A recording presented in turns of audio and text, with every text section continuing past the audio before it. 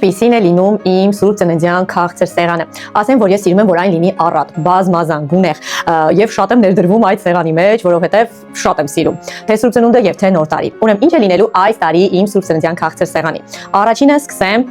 պան դեպիսից, հա, gingerbread-ից, այսպես կեքսիկի տարբերակով, որը հենց տիպիկ սուրբ ծննդյան է եւ իմ համար պարտադիր է եւ ամեն տարի լինում է։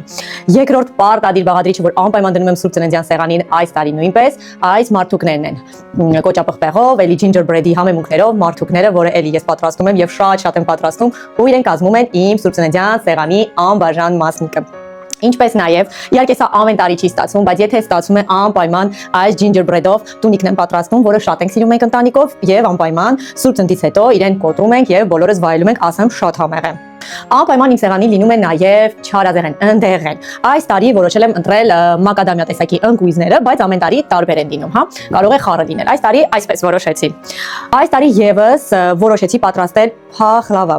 Փախլավան էլ ամեն տարի չի որ լինում է, բայց եթե չի լինում փախլավա, ապա իր տեղում լինում է մեկ այլ խմորեղեն։ Այս տարի ես ցանկացա որ լինի փախլավա եւ այն այստեղ է, ներկա է եւ գեղեցկացնում է իմ սեղանը։ Նաև պատրաստել եմ այսպիսի գեղեցիկ, շատ համեղ, հավաստիացնում եմ, ու քաղցրը բավականին քիչ, կոզինախներ, քունջուտով եւ արևածաղկի հատիկներով։ Ինչպես նաև դրել եմ այստեղ բանանի չիփսեր, որոնք շատ համեղ են, ես ինքը շատ եմ սիրում եւ շատ գեղեցիկ տեսք են տալիս սեղանին։ Դե ինչպես տեսնում եք, մոմերը պետք է անպակաս լինեն սուրբ ծննդյան սեղանից, ու ինչքան շատ, այնքան գեղեցիկ։